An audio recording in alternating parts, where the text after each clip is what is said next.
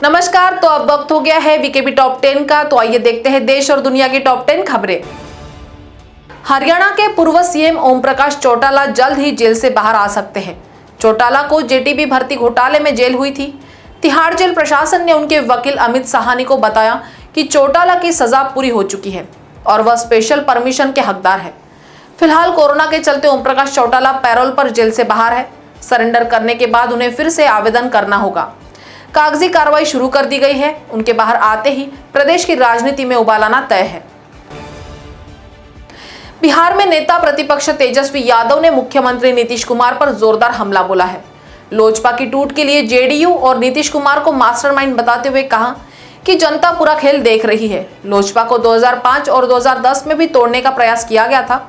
लोजपा का जब भी कोई सांसद नहीं था तब लालू प्रसाद यादव ने रामविलास पासवान को राज्यसभा भेजा था।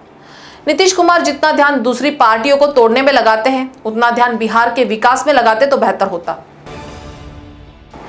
पश्चिम बंगाल में तृणमूल कांग्रेस की सरकार बनने के बाद दल बदलू कार्यकर्ता वापस पार्टी में लौटने लगे हैं। खास बात यह है कि प्रायश्चित के लिए अपना सिर मुंडा रहे हैं और गंगा जल छिड़ककर शुद्ध होने के बाद तृणमूल में शामिल हो रहे हैं। भाजपा के लगभग 200 कार्यकर्ता वापस तृणमूल में कांग्रेस में लौट गए हैं। यह भी माना कि पार्टी बदलकर उन्होंने बड़ी गलती की। हाल ही में मुकुल रॉय भी तृणमूल में वापस आए। रॉय ने 2017 में तृणमूल छोड़कर भाजपा का दामन थाम लिया था। राष्ट्रपति रामनाथ कोविंद अपने बीमार दोस्त से मिलने कानपुर देहात जाने वाले हैं। वे और कानपुर देहात के ग्रामीण इलाके भोगनीपुर के पुखरिया निवासी सतीश मिश्रा करीब 30 वर्षों से घनिष्ठ मित्र है। इन दिनों सतीश मिश्रा की तबीयत बेहद खराब चल रही है। जानकारी मिलते ही राष्ट्रपति कोविंद ने फोन पर उनसे बात की और कानपुर देहात आकर देखने का वादा किया। अब अपने व्यस्त शेड्यूल के बीच राष्ट्रपति सहपरिवार 27 जून को परम मित्र से मिलने जा रहे हैं। 24 जून को वेब सीरीज ग्रहण रिलीज होने वाली है, लेकिन सीरीज के रिलीज होने से पहले इसे बैन करने की मांग उठने लगी है। ट्विटर पर सीरीज को लेकर जबरदस्त हंगामा हो रहा है। शिरोमणि गुरुद्वारा प्रबंधक कमेटी के अध्यक्ष बीबी जागीर कौर ने मांग की है कि 1984 के दंगों की घटनाओं पर आधारित ग्रहण वेब सीरीज को तुरंत प्रतिबंधित किया जाए। इस वेब सीरीज के जरिए सिखों के जख्मों पर नमक छिड़कने का काम किया जा रहा है, जिससे सिखों की भावनाओं को ठेस पहुंचे। पाकिस्तान स्थित लाहौर के जौहर टाउन इलाके में हुए जोरदार धमाके में 2 लोगों की मौत हो गई है, जबकि 15 से ज्यादा लोग घायल हो गए हैं। घटना दोपहर के करीब 11 बजे की है। धमाका इतना जोरदार था कि आसपास के घरों में लगी खिड़कियों के शीशे टूट गए। अफरा तफरी मच गई। इस इलाके में आतंकी हाफिज सईद का भी घर है, लेकिन फिलहाल मुंबई हमले का मास्टरमाइंड हाफिज सईद लखपत जेल में बंद है। घटनास्थल पर राहत व बचाव कार्य जारी है। देश की राजधानी दिल्ली में रहने वाले लोगों को मानसून के लिए एक और हफ्ते का इंतजार करना होगा।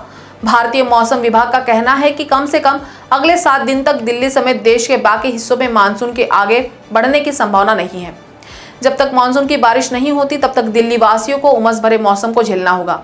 फिलहाल राजस्थान, दिल्ली, हरियाणा और पंजाब के कुछ हिस्सों को छोड़कर मानसून ने देश के अधिकांश हिस्सों को कवर कर लिया है।